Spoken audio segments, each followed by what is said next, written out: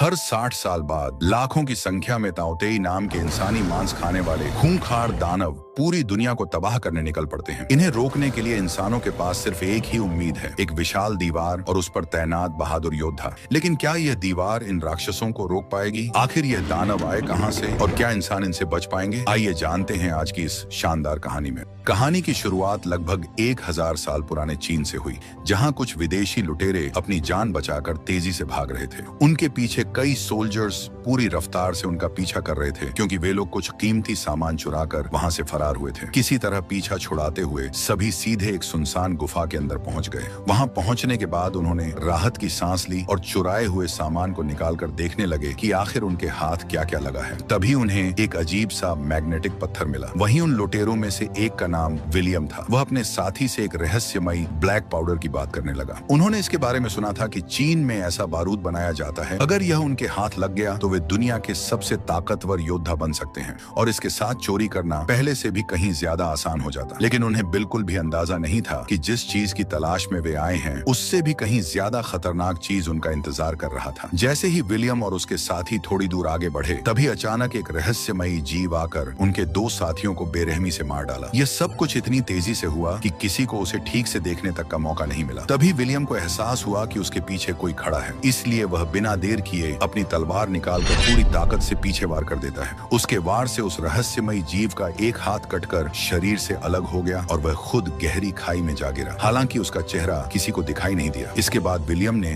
बिना देर किए वह कटा हुआ हाथ उठाकर अपने बैग में रख लिया। अब उन्हें समझ आ चुका था कि वहां रुकना मौत को दावत देने जैसा था, इसलिए सुबह होते ही दोनों गुफा से बाहर निकल आए और ब्लैक पाउडर की तलाश में आगे बढ़ने लगे। लेकिन उनकी किस्मत ज्यादा देर तक उनका साथ नहीं दे सकी, क्योंकि कुछ दूर पहुंचते ही सोल्जर्स ने उन्हें दोबारा देख लिया और फिर से उनका पीछा करने लगे। दोनों ने अपने घोड़ों को पूरी रफ्तार से दौड़ाया और लगातार भागते हुए आखिरकार चीन की विशाल ग्रेट वॉल तक पहुंच गए। लेकिन वहां पहुंचते ही उनके कदम रुक गए, क्योंकि उनके सामने हजारों सैनिक पूरी तैयारी के साथ खड़े दिखाई दिए। अगले ही पल सैनिकों ने उनकी तरफ तीरों की जबरदस्त बारिश कर दी, जिससे किसी तरह दोनों बाल बाल बच गए। अब उनकी हालत ऐसी हो चुकी थी कि बच निकलने का कोई रास्ता नहीं बचा था, क्योंकि उनके पीछे लुटेरे थे और सामने चाइना की सेना खड़ी थी। तब विलियम ने फैसला किया कि उन्हें अपनी किस्मत इन्हीं चाइनीज लोगों के भरोसे छोड़ देनी चाहिए। ये सोचकर दोनों ने अपने हथियार नीचे डाल दिए और सरेंडर कर दिया। इसके बाद दोनों को बंदी बनाकर सीधे वहां के जनरल के सामने लाया गया। जनरल की नजर जैसे ही विलियम के बैग से निकले उस कटे हुए हाथ पर पड़ी, वह कुछ पल के लिए बिल्कुल चुप हो गया, क्योंकि वे अच्छी तरह जानते थे कि वह किस जानवर का हाथ था।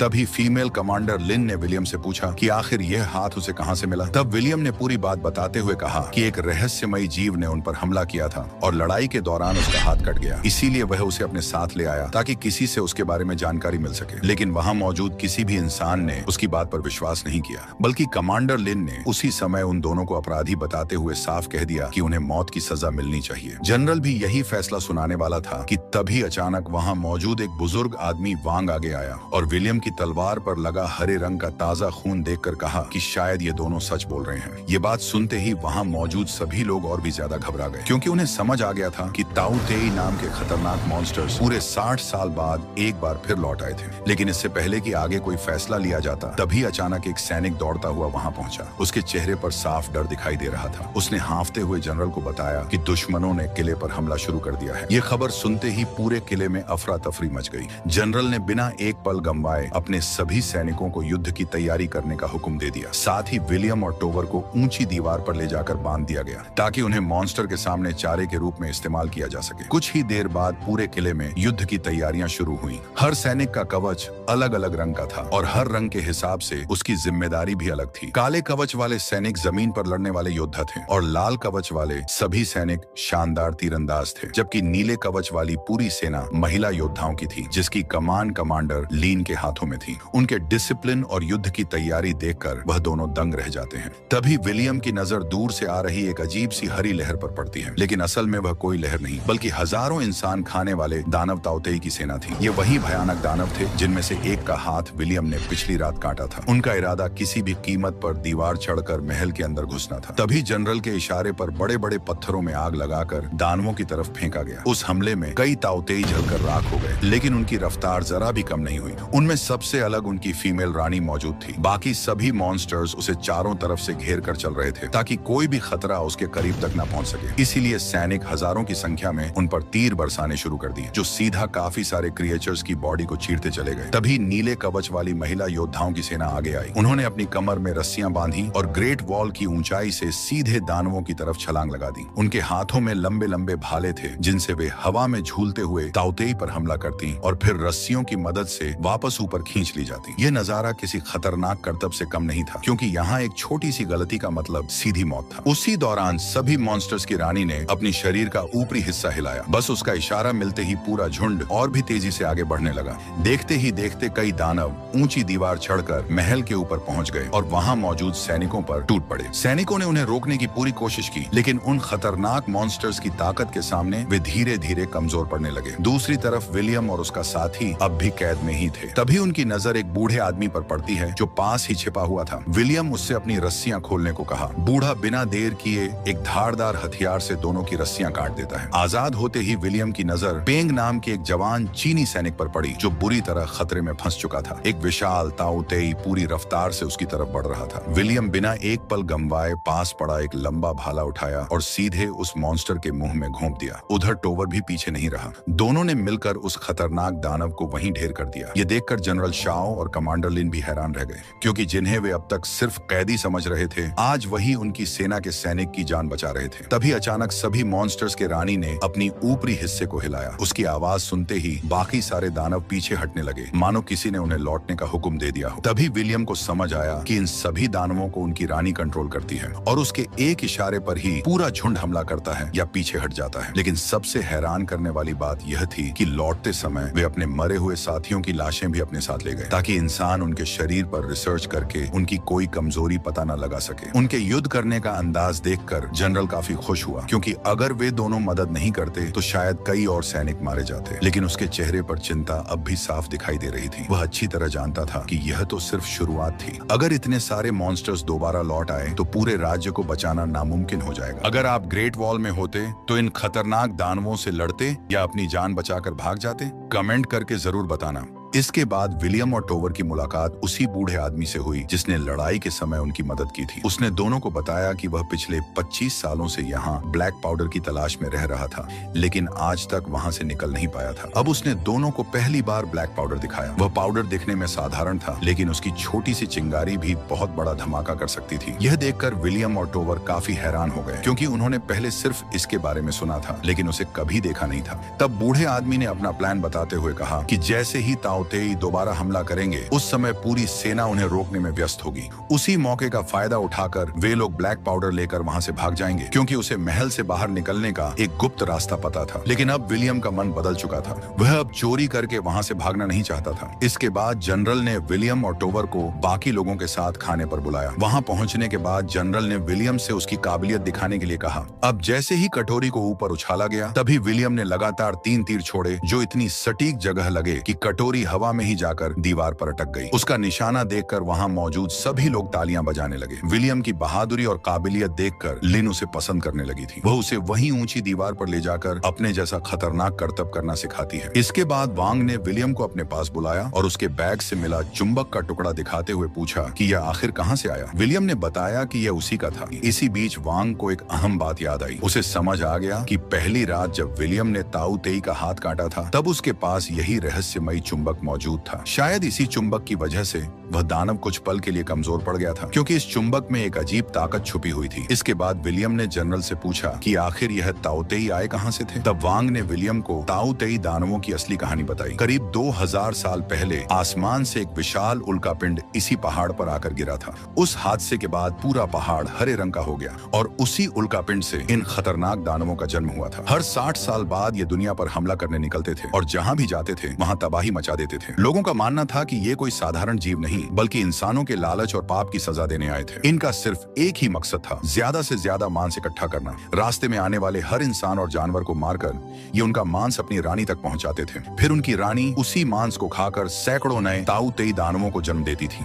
इसलिए अगर उनकी रानी को मार दिया जाए तो बाकी सभी ताऊ तेई भी अपने आप खत्म हो जाएंगे। लेकिन ऐसा करना लगभग नामुमकिन था क्योंकि हजारों दानव हर समय अपनी रानी की रक्षा करते रहते थे। इसके बाद वांग ने नक्शा दिखाते हुए बताया कि ग्रेट वॉल से सिर्फ 300 मील दूर चीन की राजधानी थी, जहां करीब 20 लाख लोग रहते थे। अगर ये दानव दीवार पार करने में कामयाब हो गए तो पूरा शहर उनका शिकार बन जाता और इतना मांस मिलने के बाद उन्हें पूरी दुनिया पर कब्जा करने से कोई नहीं रोक सकता था। यह पूरी कहानी सुनने के बाद विलियम के दिमाग में कई सवाल एक साथ घूमने लगे, लेकिन उसे बिल्कुल अंदाजा नहीं था कि बहुत जल्द उसे इन मॉन्स्टर्स का सबसे बड़ा राज पता चलने वाला था। इसी दौरान अचानक दीवार की तरफ से कुछ भयानक आवाजें आने लगी। इसलिए जनरल शाओ और कमांडर लिन कुछ सैनिकों को लेकर वहां पहुंच गया, लेकिन वहां का नजारा देखकर सभी के होश उड़ गए। सारे पहरेदार मरे पड़े थे, लेकिन हैरानी की बात यह थी कि ताऊ तेई ने उनकी लाशों को छुआ तक नहीं था। यही जनरल शाओ को समझ आ गया कि यह कोई साधारण हमला नहीं बल्कि एक सोचा समझा जाल था। दानव जानबूझकर उन्हें वहां तक खींच कर लाए थे। तभी जनरल शाओ के इशारे पर सभी सैनिक आपस में जुड़कर एक मजबूत सुरक्षा कवच बना लेते हैं और धीरे धीरे आगे बढ़ने लगते हैं। लेकिन अगले ही पल अंधेरे में छिपा एक ताऊ तेई अचानक पीछे से निकलकर कमांडर लिन पर टूट पड़ा। उसे बचाने के लिए जनरल शाओ बिना एक पल गंवाए बीच में आ गए, लेकिन इस हमले में वह बुरी तरह घायल हो गए। सैनिक उन्हें तुरंत वापस ले आए, लेकिन तब तक बहुत देर हो चुकी थी। मरने से पहले जनरल शाओलिन को पूरे सेना का नए जनरल बनाकर हमेशा के लिए अपनी आंखें बंद कर ली। अपने बेहद शानदार जनरल की मौत के बाद पूरी ग्रेट वॉल पर मातम छा गया। उन्हें आखिरी अलविदा करने के लिए हजारों स्काई लैंटर्न आसमान में छोड़ दिए गए। इसी दौरान राजधानी से एक खास शख्स भी ग्रेट वॉल पहुंचा। पुराने ग्रंथों की जांच करने के बाद उसने बताया कि अगर ताऊ तेई को इस रहस्यमयी चुंबक के पास लाया जाए तो वे कुछ समय के लिए कमजोर पड़ जाते हैं। ये सुनते ही विलियम ने कहा कि अगर यह सच है तो हमें इसे साबित करना होगा, लेकिन इसके लिए एक ताऊ तेई को जिंदा पकड़ना पड़ेगा। तब कमांडर लिन ने पूछा कि आखिर इतने खतरनाक ताऊ तेई को जिंदा पकड़ेंगे कैसे। इसी बीच टोवर अब विलियम से काफी नाराज रहने लगा था। वह उसे अलग ले गया और गुस्से में कहने लगा कि उनका असली मकसद यहाँ के लोगों की मदद करना नहीं बल्कि ब्लैक पाउडर लेकर अमीर बनना था। इसीलिए उन्हें मौका मिलते ही वहाँ से निकल जाना चाहिए। लेकिन अब विलियम पूरी तरह बदल चुका था। उसने अपने दोस्त की बात मानने से साफ इनकार कर दिया। अगली सुबह वांग ने एक नया प्लान बनाया। उसने बड़े बड़े लोहे के तीर कमान तैयार करवाए जिनके सिरों पर गहरी नींद की दवा लगाई गई थी। प्लान यह था कि जैसे ही ताऊ तेई दीवार के पास आएंगे उन्हें तीर कमान से फंसाकर ऊपर खींच लिया जाएगा। इसके बाद सोल्जर्स एक बार फिर दीवार के ऊपर पहुंच गए, लेकिन चारों तरफ इतना घना कोहरा छाया हुआ था कि नीचे कुछ भी साफ दिखाई नहीं दे रहा था। तभी अचानक हजारों ताऊ तेई एक बार फिर ग्रेट वॉल की तरफ बढ़ने लगे। धुंध इतनी घनी थी कि सैनिकों को कुछ भी साफ दिखाई नहीं दे रहा था, इसलिए वे अंदाजे से तीर और भाले चलाने लगे। लेकिन दानव बिना रुके लगातार आगे बढ़ते रहे। तभी कमांडर लिन ने तीर कमान चलाने का हुक्म दे दिया। दीवार से बड़े बड़े लोहे के हुक नीचे छोड़े गए जिन पर नींद की दवा लगी हुई थी। इसी बीच दीवार के बीचों बीच लगे बड़े धारदार पंखों को भी चला दिया गया, जिनकी वजह से कई ताऊ तेई टुकड़ों में कटकर नीचे गिर गए। इस तरफ कई ताऊ तेई उनमें फंस गए, लेकिन ज्यादातर दानव अपनी ताकत से जंजीरें तोड़कर निकल गए। हालांकि उनमें से एक ताऊ तेई अब भी हारपून में फंसा हुआ था। सोल्जर्स उसे ऊपर खींचने लगे, लेकिन तभी विलियम ने उन्हें रोकते हुए कहा कि जंजीर को ढीला छोड़ दो क्योंकि जहरीला लिक्विड धीरे धीरे उसे कमजोर कर देगा। अगर सैनिक उसे जबरदस्ती ऊपर खींचते तो जंजीर टूट सकती थी और पूरा प्लान फेल हो जाता। कुछ देर बाद विलियम उसी जंजीर के सहारे नीचे उतर गया। नीचे पहुंचते ही उसने देखा कि चारों तरफ मरे हुए ताऊ तेई पड़े हुए थे। विलियम बिना देर किए तेजी से उस कमजोर दानव को जंजीरों से कसकर बांधने लगा और ऊपर खड़े सैनिकों से खींचने के लिए कहा। लेकिन तभी अचानक कोहरे के अंदर से एक ताऊ तेई उस पर झपटा, लेकिन विलियम ने तुरंत अपनी तीर से उसकी आंख फोड़ दी। अगले ही पल एक और ताऊ तेई पीछे से हमला करने आया, लेकिन तभी टोवर वहां पहुंच गया और उसने उसे मार गिराया। इसके बाद दोनों ने मिलकर कई ताऊ तेई का सामना किया, लेकिन कुछ ही देर में हजारों की संख्या में और ताऊ तेई उनकी तरफ बढ़ने लगे। ये देखकर विलियम समझ गया कि अब वे ज्यादा देर तक टिक नहीं पाएंगे। उसने तुरंत मदद का संकेत बेचते हुए एक खास तीर ऊपर दीवार की तरफ छोड़ा। दीवार के ऊपर मौजूद कमांडर लिन ने वह संकेत देख लिया और तुरंत ब्लैक पाउडर से बनी कुछ खास तीर मंगवा दिया। अगले ही पल उन तीरों को नीचे छोड़ा गया। जैसे ही वे ताऊ तेई के बीच जाकर लगे, जोरदार धमाके हुए और कई ताऊ तेई टुकड़ों में बिखर गए। हालांकि एक तीर गलती से विलियम के पास आकर फटा, जिससे वह बुरी तरह घायल हो गया। उस खतरनाक बमबारी से बचने के लिए सभी दानव जान बचाकर भागने लगे। मौके का फायदा उठाकर सैनिक तुरंत नीचे का दरवाजा खोलकर विलियम और टोवर को वापस महल के अंदर ले आए। इसके बाद एक ताओतेई को लोहे के पिंजरे में कैद कर दिया गया। वह पिंजरा तोड़ने की कोशिश कर रहा था, लेकिन जैसे ही चुंबक का टुकड़ा उसके पास लाया गया वह तुरंत शांत हो गया। अब सभी को यकीन हो गया कि चुंबक सच में उन पर असर करता था। कुछ देर बाद राजकुमार के खास सैनिक उस कैद ताओतेई को अपने साथ राजधानी के महल की तरफ ले गए। इसी दौरान उन्हें जमीन के नीचे से अजीब अजीब आवाजें सुनाई देने लगी। ये देखकर सभी लोग तुरंत उस जगह की तलाश करने निकल पड़े, लेकिन जैसे ही उन्होंने नीचे बनी सुरंग देखी उनके पैरों तले जमीन खिसक गई। अब उन्हें समझ आ गया था कि ताओतेई उनसे 100 कदम आगे सोच रहे थे। इतने दिनों से वे ग्रेट वॉल पर हमला करने का सिर्फ नाटक कर रहे थे। उनका असली मकसद चुपके से एक विशाल सुरंग बनाकर शहर के अंदर घुसना था। और ठीक वैसा ही उन्होंने ग्रेट वॉल के नीचे एक सुरंग बना ली थी और उसी रास्ते हजारों ताओतेई पहले ही दीवार पार करके राजधानी की तरफ निकल चुके थे। अब करीब 20 लाख लोगों की जान खतरे में थी, यानी अगर उन्हें नहीं रोका गया तो पूरा देश तबाह हो सकता था। लेकिन इसी मुश्किल वक्त में टोवर और बूढ़े आदमी ने मौका देखकर ब्लैक पाउडर चुराने का फैसला कर लिया। सबसे पहले उन्होंने एक बम से कमरे का दरवाजा उड़ा दिया और अंदर घुसकर ब्लैक पाउडर समेटने लगे। लेकिन तभी विलियम उनके सामने आ गया। उसने टोवर को ऐसा करने से रोकने की कोशिश की और समझाया कि अब उन्हें इन लोगों का साथ देना चाहिए, लेकिन टोवर उसकी बात मानने को तैयार नहीं था। तभी बूढ़े आदमी ने अचानक एक रस्सी काट दी। रस्सी कटते ही ऊपर बंधा भारी सामान सीधे विलियम के सिर पर आकर गिरा, जिससे वह बेहोश होकर नीचे गिर पड़ा। इसका फायदा उठाकर दोनों वहां से ब्लैक पाउडर लेकर भाग गए। जब विलियम को होश आया तो जनरल लिन को लगा कि वह भी उन्हीं चोरों का साथी है। गुस्से में उन्होंने उसे कैद करने का हुक्म दे दिया, लेकिन तभी पेंग आगे आया, जिसकी जान कुछ देर पहले विलियम ने बचाई थी। उसने जनरल लिन को पूरी सच्चाई बता दी। इसके बावजूद भी कमांडर लिन का भरोसा टूट चुका था, इसलिए उसने कुछ समय के लिए विलियम को जेल में बंद करने का हुक्म दे दिया। दूसरी तरफ महल के अंदर राजकुमार के खास सैनिक उस कैद ताओतेई को उसके सामने ले आए। उन्होंने राजकुमार से कहा कि चुंबक का पत्थर उसके ऊपर रखते ही यह पूरी तरह शांत हो गया था। अगर यही चुंबक बाकी ताओतेई के खिलाफ भी इस्तेमाल किया जाए तो उनकी पूरी सेना को हराया जा सकता है। इस तरफ अब उनके पास वक्त बिल्कुल नहीं बचा था। अगर वे घोड़ों से राजधानी जाते तो बहुत देर हो जाती, इसलिए जनरल लिन ने एक खतरनाक फैसला लिया। उन्होंने अपने सैनिकों के साथ हॉट एयर बैलून के जरिए आसमान के रास्ते राजधानी जाने का प्लान बनाया, लेकिन यह सफर बिल्कुल भी आसान नहीं था। तेज हवाओं की वजह से कई बैलून हवा में ही आग पकड़कर फट गए और कई सैनिक तो नीचे गिरकर मौके पर ही मर गए। फिर भी बचे हुए कुछ सैनिक राजधानी की तरफ निकल पड़े। इस तरफ महल के अंदर एक आदमी को अपने हाथों में खुजली होने लगी, इसीलिए वह पागलों की तरह उस खास पत्थर को मॉन्स्टर से दूर कर देता है। जैसे ही उसने पत्थर को दूर किया तभी कैद किया हुआ मॉन्स्टर अचानक हरकत करने लगा और उसने तुरंत अपनी रानी को एक खास संकेत भेज दिया। दूसरी तरफ रानी को जैसे ही यह संकेत मिला उसे समझ आ गया कि उसका साथी कैद हो चुका था। इसके बाद उसने बिना देर किए अपने सभी मॉन्स्टर्स को साथ लेकर सीधे महल की तरफ निकल पड़ी। अब जैसे ही उस पत्थर को मॉन्स्टर के पास लाया गया वह फिर से शांत हो गया। कुछ समय बाद विलियम को जेल से बाहर निकाला गया। बाहर आते ही उसने चारों तरफ बर्बादी का मंजर देखकर हैरान रह गया। वह तुरंत वांग से कमांडर लिन के बारे में पूछने लगा। तब वांग ने बताया कि अब सब कुछ लगभग खत्म हो चुका था। ताओतेई शहर के अंदर घुस चुके थे और उन्हें रोक पाना अब लगभग नामुमकिन था। लेकिन विलियम हार मानने वालों में से नहीं था। उसने वांग से पूछा कि क्या उन्हें रोकने का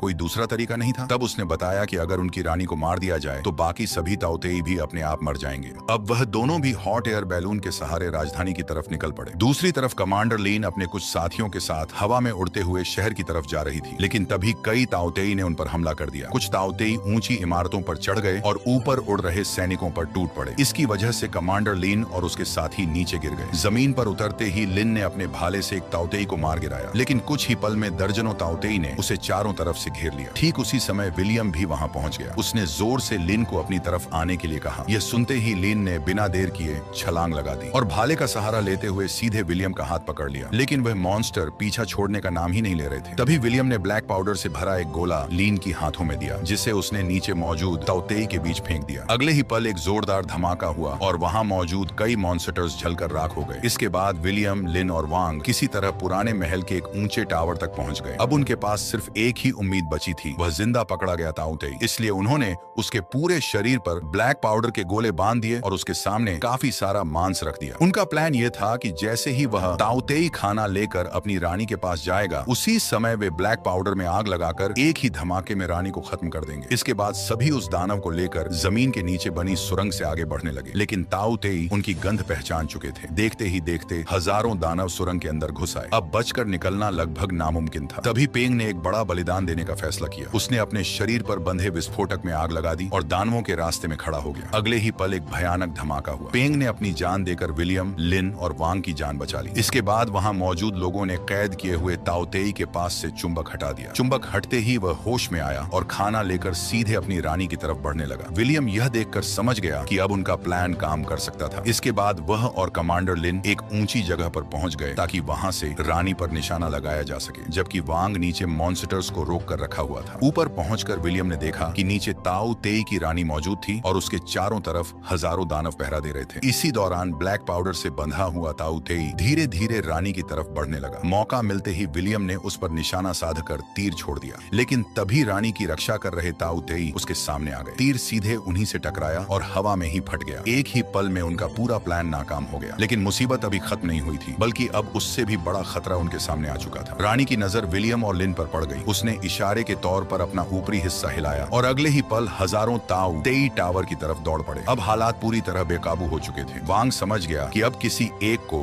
अपनी जान देनी ही होगी। उसने चुंबक वाला पत्थर विलियम की तरफ फेंका और उनसे कहा कि किसी भी कीमत पर रानी को खत्म कर दो। इतना कहते ही हजारों ताऊ तेई वांग पर टूट पड़े और उसने अपनी जान कुर्बान कर दी। अब सिर्फ विलियम और लिन ही बचे थे। उनके पास ब्लैक पाउडर से बना आखिरी विस्फोटक बचा था। तभी विलियम ने लिन से पूछा, क्या तुम्हें मुझ पर भरोसा है? लिन ने बिना एक पल सोचे हाँ कह दिया। इसके बाद दोनों रस्सियों के सहारे टावर से नीचे झूल गए और हवा में लटकते हुए रानी के बेहद करीब पहुंच गए। विलियम ने चुंबक वाला पत्थर रानी की रक्षा कर रहे ताऊ तेई की तरफ फेंक दिया। चुंबक के असर से वे कुछ पल के लिए कमजोर पड़ गए। बस यही मौका था। लिन ने पूरी ताकत से ब्लैक पाउडर से बंधा हुआ भाला रानी की तरफ फेंक दिया। भाला सीधा उस मांस के ढेर में जाकर लगा और जैसे ही रानी ने उसे अपने मुंह में लिया, अगले ही पल एक जोरदार धमाका हुआ। पूरी जगह आग और धुएं से भर गई और इसी के साथ ताऊ तेई की रानी मारी गई। रानी के मरते ही एक चमत्कार जैसा नजारा देखने को मिला। उससे जुड़े बाकी सारे ताऊ तेई अचानक रुक गए और कुछ ही पलों में एक एक करके जमीन पर गिरने लगे। ऐसा लग रहा था जैसे उनकी सारी ताकत खत्म हो चुकी हो। इसी के साथ पूरी राजधानी पर मंडरा रहा खतरा हमेशा के लिए खत्म हो गया। कुछ ही पलों में लाखों की संख्या में मौजूद सभी ताऊ तेई हमेशा के लिए खत्म हो गए। इसके बाद हमें महल का सीन दिखाया जाता है जहाँ टोवर अभी भी कैद था। विलियम उसके पास पहुंचा और उससे कहा कि उसके सामने दो रास्ते थे। पहला यह कि वह जितना चाहे ब्लैक पाउडर लेकर वहां से चला जाए और दूसरा यह कि वह अपने दोस्त को आजाद करवा दे। टोवर को लगा कि विलियम ने जरूर ब्लैक पाउडर चुना होगा, लेकिन तभी विलियम मुस्कुराते हुए उसे बताता है कि उसने अपने दोस्त को चुना था। इसके बाद टोवर की कैद खोल दी गई। कुछ देर बाद कमांडर लिन भी वहां पहुंची। उसने विलियम का शुक्रिया अदा किया और कहा कि अगर वह उनकी मदद नहीं करता तो शायद आज वहां कोई भी जिंदा नहीं बचता। आखिर में हम देखते हैं कि विलियम और टोवर घोड़ों पर सवार होकर वहां से निकल गए। उनके साथ कुछ सोल्जर्स भी थे जो उन्हें उनकी मंजिल तक छोड़ने जा रहे थे। और इसी के साथ यह कहानी यहीं पर खत्म हो गई। अगर आपको यह कहानी पसंद आई तो हमारे चैनल पर ऐसी ही एक्सप्लेनेशंस आपका इंतजार कर रही हैं। उन्हें आप यहाँ पर क्लिक करके देख सकते हैं। मिलते हैं अगली शानदार कहानी के साथ।